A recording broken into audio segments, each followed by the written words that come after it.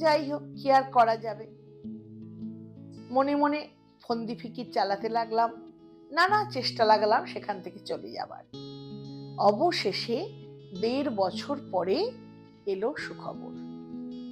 আমাকে ডিএমও ডেকে বললেন, তোমার জন্য একটা খুব ভালো খবর আছে, তুমি এবার দেশে ফিরে যেতে পারবে।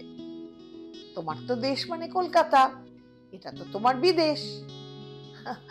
আমি হেসে বললাম, তা যা বলেছেন, কলকাতা ছাড়া আমার আর কাউকে দেশ বলেই মনে হয় না।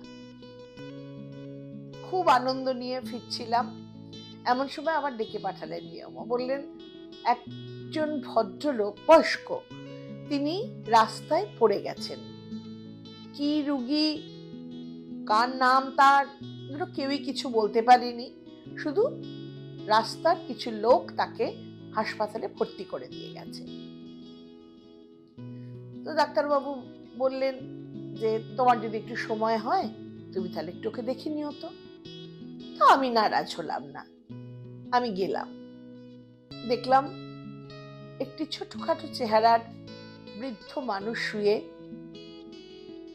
পাকা দাড়ি গোফে ঘেরা টোপে তার মুখখানা, চোখ বুঝে খুব নিস্তেজ হয়ে শুয়ে আছে। আপাত দৃষ্টিতে ডাক্তারের চোখে যেটুকু বুঝলাম, মনে হলো টিবি।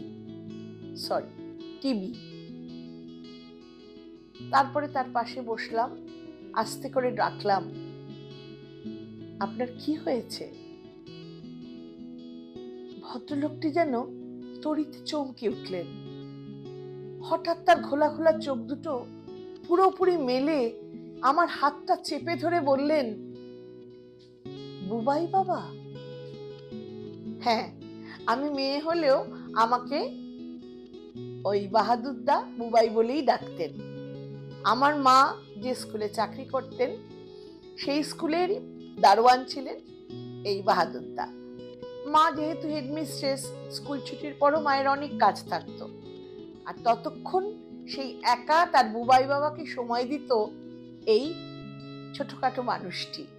নেপালি হলেও তত্তর করে বাংলা বলতো এবং আমাদের বাংলাতে খুব ভালো মিশে গিয়েছিল।